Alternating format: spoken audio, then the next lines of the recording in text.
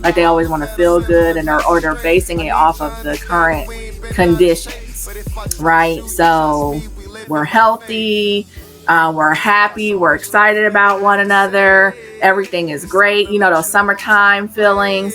But you have to, and it's something that you have said over and over about how it's good to see someone in all seasons, right? Because in life, you are going to go through different seasons. There's going to be times where you're well. There's going to be times where sickness does come. There's going to be time where you have money, and there may be times where you don't have two pennies to rub together. Yeah, exactly. Man, jealous harder that can foul, yeah, they so flagrant. I've been waiting years for you, yeah, I'm so patient. I'm just happy that you with me, yeah, we going places. Living through the marriage vows. Okay. Woo! Living through the marriage vows. So, now, basically, so we kind of know the marriage vows, like straight up, like, okay, through sickness and health, better, for better or worse, for richer or poor, till death do we part. Yeah. Like, listen, and also forsaking all others and all that. So we're going to jump into that. But honestly, when it talks about for sickness and in health, I think oftentimes what happens in marriage, or when we actually get married, is people just assume that we're just blessed with this wonderful bill of health. However we got married, we're going to stay that way. We're always going to be in good health. We're always going to be like, having all of our limbs and have the functioning of all of our limbs. And I think, especially because a lot of people, we really get married younger, you know what I'm saying? And I think that's one of the mistakes of our youth. Because, when you're young, you feel like you're just invincible. You can run through a brick wall, and just be straight fine. You know what I'm saying? Yeah. We think that our mortality is, like so far away. Or, yes. It's so, we're Teflon. Teflon Tina and Teflon Tony. How about that? You know what I'm saying? Teflon Don's run around here, and we think that we're just going to be granted this good bill of health, but we never consider, what if she gets sick? What if she gets cancer? What if I get cancer? What if I lose a limb, or get maimed, or something like that, or just get some rare illness? Like, we don't really consider those things, because we get so fixated on this picture that we have fastened in our minds based off the present conditions. And I think that's one of the dangerous things that we do when it comes to this whole sickness and health with the marriage vows. Yeah. And that's why I was kind of going earlier, like, a lot of times, well, my mind is going in different places all at the same time, so I'm just gonna talk through it. Okay. So I was talking about how, like, a lot of times people will run from one relationship to the next because they want those butterflies. Like, they always want to feel good, and they're basing it off of the current conditions, right? So we're healthy, we're happy, we're excited about one another, everything is great, those summertime feelings. But you have to, and it's something that you have said over and over about how it's good to see someone in all seasons, right?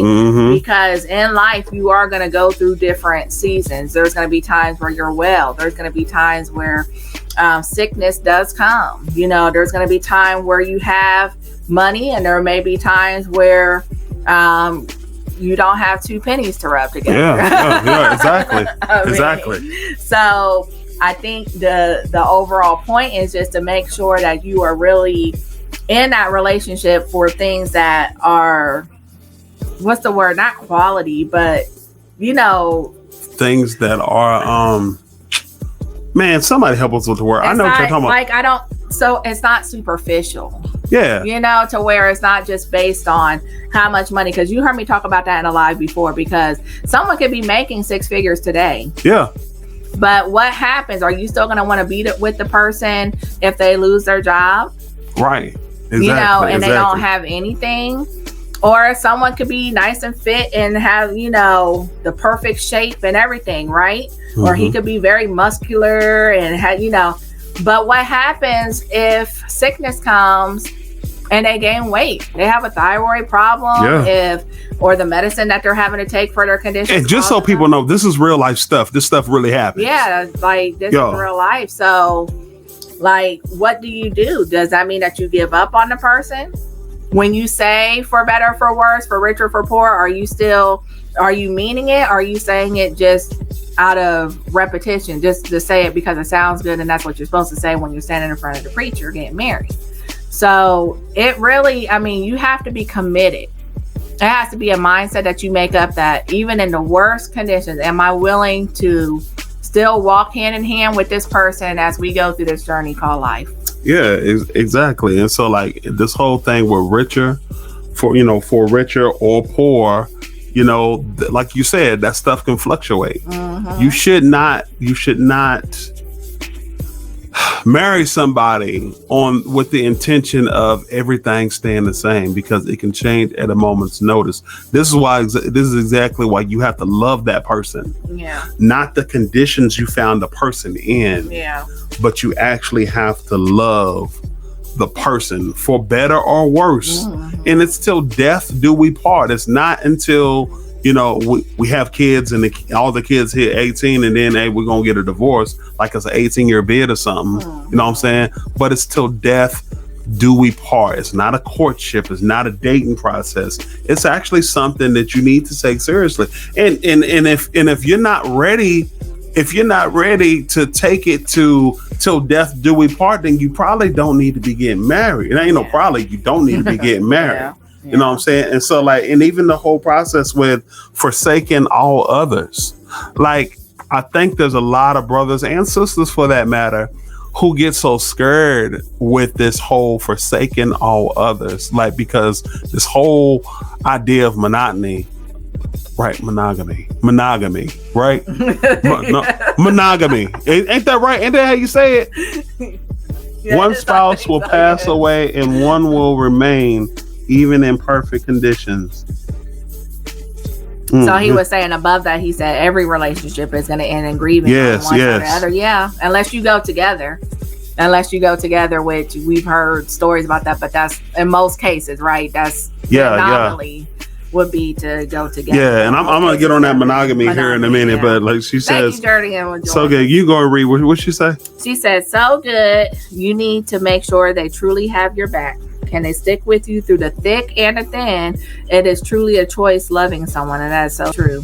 Mm-hmm. And she helped me out with the whole monogamy. Right, it is monogamy. So I think people get so scared with this whole monogamy situation because they're like, dang, can I really envision myself with one woman or one man for the rest of my life? And I think when you start speaking to that, you need to understand that as you age, priorities change. They do.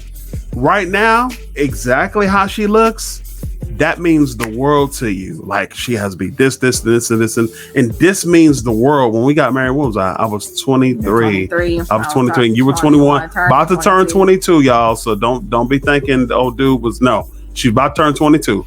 Anyways, I know. Look, that's even if so, 21 is only 2 years away. just for my namesake. You know what I'm saying? Oh, goodness. She was finna turn 22. All right. Anyway. All right, that make a big difference. No, it does not. It is 2 years. Well, listen, in junior high, it make a big difference. How about that? But we ain't talking about junior high. We ain't talking about junior high. Anyways, my point is this. See, I didn't mess myself up. What was I talking? Okay, we're talking about. Okay, listen. When you're young like that, that stuff means the world to you. But when you start hitting 29, that doesn't matter to you as much. You start getting into your 30s and stuff like that, and the whole thing about, don't get me wrong, because, you still want to have married relations and all that stuff. That's always a high priority. But on the totem pole of things that are very paramount to you, things that are very important to you, your priorities start to shift as you age and mature. And so this whole monogamy, when brothers and sisters hear monogamy at an early age, they're like, oh no, well, I don't want to do that because I can't. But you have to understand it's all a maturation process. And as you age together, you will actually grow more in love with each other. I know, listen, I can speak for myself. I love my wife. I loved the heck out of her when we got married. I did. Yeah. You know what I'm saying? I did. I love my wife. But as we're about to celebrate 17 years in August, and I love her more than I did that day. I love her more than I did that day.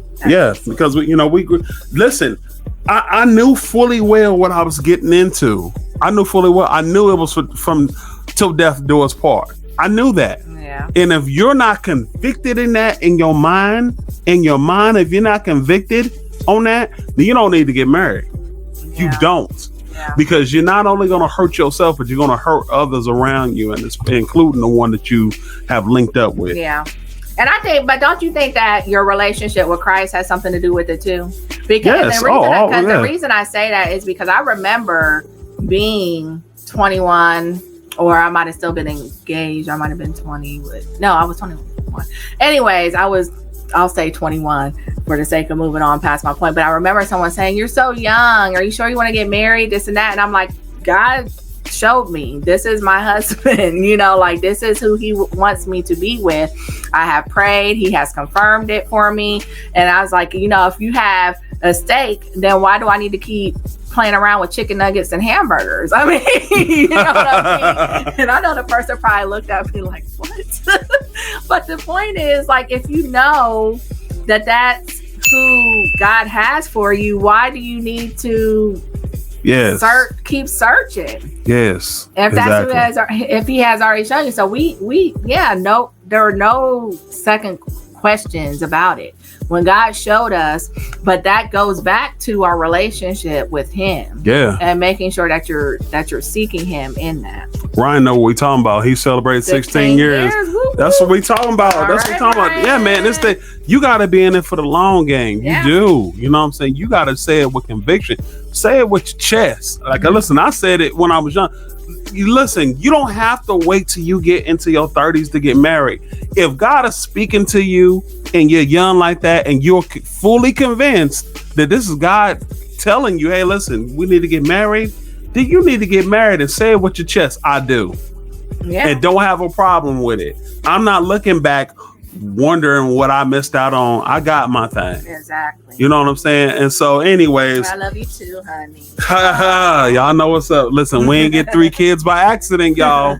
Stuff go bump in the night for real. Oh, Lord. But yeah, anyways.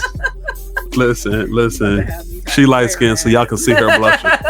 She light skinned, y'all can see her blushing for real. But seriously, in all honesty, we need to make sure that we can live through those marriage vows. Absolutely. Because even though everything's not written in scripture, guess what? When you make that covenant, it's not a contract. It's a covenant between you, your spouse, your future spouse, and God. Yes. It is a covenant relationship. Yeah. And when you go before the Lord and you vow to those things, you're in covenant relationship.